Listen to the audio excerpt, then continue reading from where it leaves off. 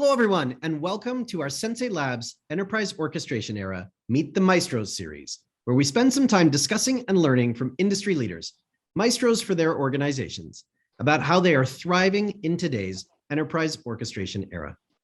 Today, I am thrilled to have with us distinguished industry visionary Muthu, Managing Director and Group CFO from Olam International. Welcome, Muthu. Hi, Jay. How are you? Very well, very well. Thank you for joining us today. Oh, my pleasure. So let's jump right in. Today's enterprise orchestration era really demands that enterprises have to effectively orchestrate their people, their process, and their technology to drive better outcomes faster. Can you maybe share with us some of the key challenges you're facing in your work around aligning people, process, and technology to deliver on your critical initiatives? Yeah, so first of all, once again, thank you for inviting me to this Maestro series, and happy to be of use and contribute towards whatever in small way I can. Olam, as many of you may be aware, is a leading global agricultural supply chain and value-added processing company headquartered in Singapore and having operations in more than 60 countries. And we do literally from what we call as farm to fork. We have upstream assets in plantations and farming. We have more than 200 manufacturing facilities across these 60 countries. We manage more than 4.8 million hectares of land directly and indirectly. We have direct contact farmers and smallholders, suppliers, contacts of more than 4 million across the world. And we also transacted in 2020, the calendar year, approximately 40 million tons of agricultural produce. So as you may see, there is a lot of complexity that is involved in terms of geographical presence across the value chain in the agricultural industry, a significant amount of management intensity in managing these relationships with farmers, smallholders, suppliers, and we have more than 13,000 customers globally as well. And we transact in 47 agricultural commodities, which is in our portfolio. In addition to that, we had announced that we will go through a major reorganization of Olam Group early in 2020.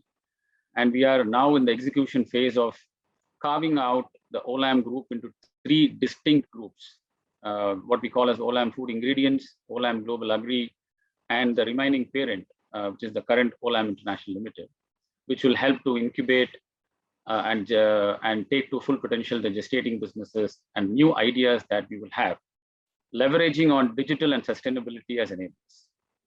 Now, this complex reorganization is something which is currently underway. We hope to complete the carve-out in end of this year, which is December 21, and hope to list the first operating group, the Olam Food Ingredients, in London in the first half of 2022. And it is pegged to be the largest IPO in the agri industry since 2014 in London Stock Exchange, expected to be a premium listing as well. And we have similar plans for the other group called Olam Global Agri to follow in sequence in the latter half of 2022. So obviously this means that the people, which is the engine, the heart and engine of any organization, and more so for Olam, have to be completely in sync with whatever we are trying to do in unlocking long-term value for all our stakeholders. We are currently listed in Singapore Stock Exchange, roughly a $4.5 billion of market cap US equivalent. And we hope through this exercise to triple the value for our shareholders in the next 24 to 36 months. So that's, by any standards, a massive step up in terms of the ask for the management. And we are now going through legal carve-out. We are also trying to do the IT carve-out, the information security carve-out, because as a premium listed entity in London, the regulator typically expects you to have high standards of governance and having an ability to have carved out in terms of data and information fairly independently.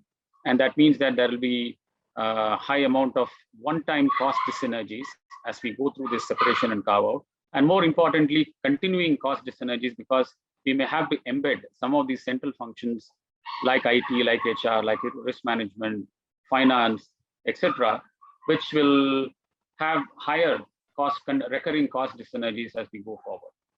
Now, to put all of these in perspective and ensure that we are able to carve out this more than 250 legal entities across these 60 countries, and ensuring that we remain focused on delivering on the business. At the end of this day, all of these we can do, but if the businesses don't deliver, there is no valuation. So how do we insulate the business from all of these distractions, which are positive and constructive distractions, but bulk of the load being taken by corporate as well as by the central functions, so that the businesses are remaining focused in execution. Happy to report that the first half results for 2021 for Olam has been the best ever yet since our inception in 1989. So that's a heartening thing, and we look forward to a very strong finish in 2021 as well, which will be a prerequisite for a very successful IPO of OFI first, and then followed for the OGA. So sorry for the long spiel, but I thought I will give a background of who we are and how big we are and what are the complexities that are involved in business as usual, with layered on top of it with the major reorganization that we are currently going. Oh, I think that's very helpful for our viewers to understand. It is an incredibly complicated thing that you're trying to do. And I'm wondering how COVID has made that worse. So on the onset of COVID, let's say the second quarter of 2020, some of our businesses were badly hit, especially non-food commodities like cotton, wherein there was a significant demand destruction, and also in wood products, where the construction industry also slowed down considerably. But from Q4 of 2020 onwards, even demand for cotton and wood products have picked up dramatically. But good news for us is 85% of our portfolio is food and food related, and that critically has helped perversely in a way that there was a food stocking, pantry restocking panic that was happening across the world. And many governments were looking at food security as a predominant primary agenda for themselves. And that led to, I would say, a fairly secular increase in agricultural commodity prices from the second half of 2020. And even today, it is most of our commodities in our portfolio are having very elevated commodity prices, which is a good tailwind. And that is also one of the reasons why many of the players in the agri industry are having very strong financial and operating performance results. It has been good to us in a way. In a way, yeah, with a lag effect, I guess, from when it started to now. It's too bad Olam doesn't have a toilet paper division. You would have done very well at the beginning when everybody was worried about that. But you mentioned insulating the management team. Obviously, you still have to run a business, so you're in the middle of a very, very complicated carve out and IPO and all of those things. The team who are running the business today still have to operate the business and obviously have to deliver results. What can you comment on about how you're insulating them and how you're keeping them aligned on achieving those outcomes? The first is, minimal distraction, constant communication to them about what is happening as part of the reorganization plan. Leveraging on technology, because travel and movements have been significantly restricted. So we have been leveraging on digital and communication technology significantly. Many of us will allude to Zoom has been our way of life. Since early morning till late night. Many of the people complain that actually they are now putting in longer hours than pre-COVID times, because people know that they are available and they are in one time zone. So, and that has helped us. And for us, I used to travel 15 days a month across the world, and I haven't traveled since March 2020. And that has really helped in terms of focusing our attention as a corporate in handling this reorganization plan. And what we have done clearly with the management team, that is the business teams, is that you remain focused, leverage on technology as much as possible. So for example, we are a significantly working capital intense company, as any agri commodity trading supply chain company would. And 85% of our working capital is inventory. And while we don't do any perishable commodities, but these are cash traded products, right? Cocoa and coffee and cashew nuts and almonds are in demand, and we have to ensure the safety and security of this inventory, which is the fulcrum of our business. And we have used innovative technology like drones to go over our warehouses and then check our inventory status. We have used FaceTime and WhatsApp video from our warehouse keepers to ensure that people sitting in-country headquarters are able to control and monitor and check inventory status, for example. We had also had a significant focus on improving working capital cycle by having more focused approach with our customers, saying that, okay, what do you need so that we can supply to you? And there have been some shocks because of COVID in the agri industry. Some players have gotten out of play, and that has also created some nervousness on the customer side, and they have kind of gravitating towards, or rather already gravitated towards bigger players like us, because they also need security of supply. Right.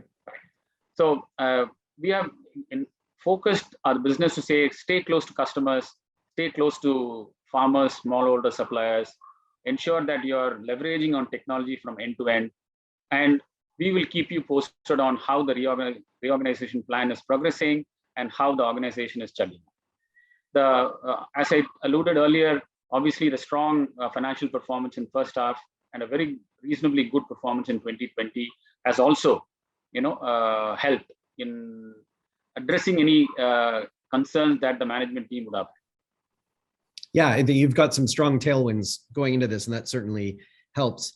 I'd love to dig into the technology piece. So we've had the privilege of working together for a number of years now, and in supporting your team in some previous initiatives and also through this reorganization. When you look at Conductor and the value that it delivers for Olam, what really stands out for you, and particularly looking from your position as Group CFO, at the value that Conductor can help your teams to create? Yeah. So first of all, I think we have had very strong relationship with Sensei Labs in terms of starting to utilize a product, which was a concept for our manufacturing and technical services function, who are going through a transformation on their own. And they called that, and they were working with A.T. Carney, our consultants for that project. And we called that product, the Conductor product, internally as Next. Right? And from Next, we have now morphed into a 2.0 version, what we now call as Pulse, which is a dramatically improved, enhanced version of Conductor, which is now being used globally across all functions to drive cost and capital transformation. As part of the reorganization, as I told you earlier, we are incurring a lot of cost dyssynergies. And it was a mandate given to me as a group CFO and the program director of the reorganization plan to look at cost and capital transformation to offset, if not fully, minimize the negative impact of the recurring cost dyssynergies. So we went on a major overdrive on a 3-year plan starting last year to look at what are all the areas in which we can save on costs and embed the cost efficiency culture and also capital efficiency culture. And Pulse for us, which is the Conductor product, has been a fulcrum in terms of enabling the entire organization connect on this significant initiative. And today, if I have a cost initiative, 1 year, 1.5 years back, it will be an Excel file, which will be sent across the chain. And there will be a lot of loss in translation. People don't know whether it is a good enough initiative, and people will not know whether you have to back it or not. Some of the cost saving initiatives will require some capex to be invested. All of this today are in the platform. So there are approval mechanisms, there are ability to categorize different types of cost savings, capital efficiency initiatives, segregate capex initiatives from growth related capex and maintenance related capex and efficiency related capex, which is very, very important for a large organization like us. And the bane in the past have been that whenever we have tried to introduce this as part of the main SAP, capex module or anything, people have always complained about this is not user friendly. It is very clunky and it is very time consuming and it's not holistic. It only helps in meeting corporate requirements and not our reporting requirements. So we are only actually doing a favor to the corporate by inputting data and information, but it is of no use. But Pulse has actually changed. It is not only useful for the corporate for consolidation, but it is also useful for them because there are very useful, intuitive dashboards that have been built in, which provides them almost real-time information in terms of how their own projects are progressing. They can also have a peek at peer group projects which are progressing, so that they can have a healthy competition among them where they are in their own journeys on cost and capital transformation. So for us, this Pulse product, which is Conductor platform, has been a huge success starting middle of last year and through this 2021. Yeah, it's been actually remarkable to watch. And I think to see how you've pushed us from a product perspective, there are a number of features that have come into the product as a direct result of Olam using it, which has been wonderful for our teams to have that direct input and to hear from you. And I think some of what you're touching on is what we refer to as orchestration, and one of the hallmarks of the enterprise orchestration era, moving away from a traditional project management perspective as sort of top-down hierarchical command and control, much more into orchestrating your best players and having everybody play together as in a symphony, to use the analogy. And so I'd love to hear from you just some thoughts on that piece, particularly as you think about how rapid the rate of change is, at the complexity of what you're coordinating on a global basis today with the transformation. How has the enterprise orchestration era changed the need of technology for a firm like Olam? So like most organizations, Olam, we also are looking at rapid rollouts and not the traditional way of imagining, then conceptualization, blueprinting, and then getting into design stage, and then doing UAT and conference room pilot, and then rollout and bug fixes and production and stuff. We wanted to do this rapid rollouts, and we wanted to fail fast. And we wanted a platform and an architecture that is nimble enough for us to test out our ideas in terms of how it will look. And so we wanted a very fast turnaround in terms of ideation to, let's say, MVP. And our ability to take decisions and say that, okay, this works, it doesn't work. And if it works, then put more time on that so that we are able to roll out very fast. And that has really helped, because you may know, Jay, that the first version of Pulse, which was Next, to now what is Pulse, is, it's a heaven and earth kind of a difference. And it has been only possible because it is not just a small group of people who are constantly ideating. It is a groundswell of support that has come because they have seen the product to be friendly, user-friendly, useful for them. And they have come out with several ideas to make the product stronger and more user-friendly and useful. And that has really resulted in where Pulse is today. And we have plans to enhance this platform further as we go along into 2022 as well.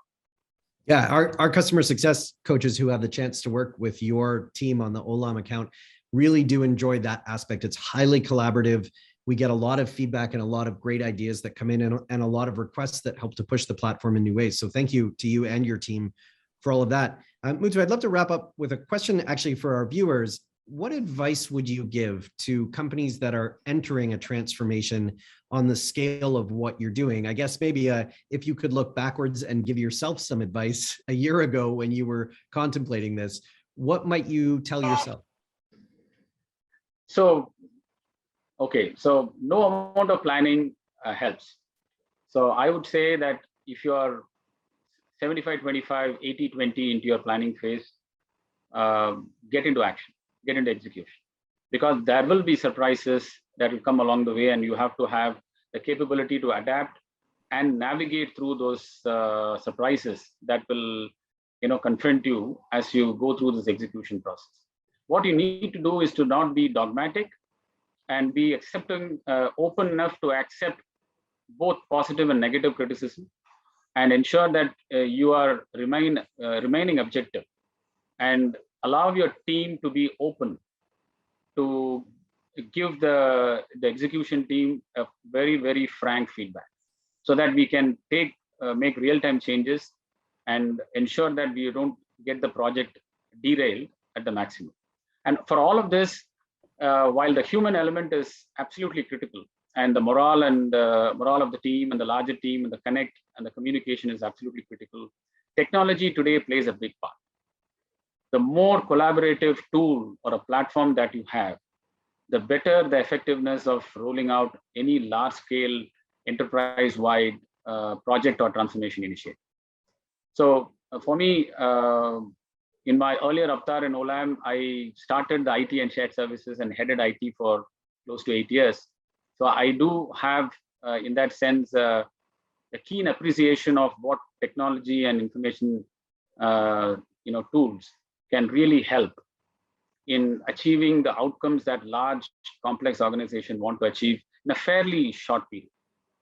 So my advice is to you to constantly look at leveraging technology, be open-minded about the feedback that you receive, do not be dogmatic, keep your eyes and ears on the ground along with your team, be open enough and to accept feedbacks and so that we can take timely action to ensure successful implementation of these transformation projects. That is excellent advice. Thank you. And so I'll just wrap up by saying thank you for your time today. It's been wonderful to chat with you. I think the last time you and I had a chance to chat was actually in Cape Town. So I miss travel probably as much as you do, but hopefully we get a chance to chat sometime and somewhere around the world. So thank you for your time today. And thank you to all of our viewers for tuning in for the Meet the Maestro series. We look forward to seeing you in our next episode.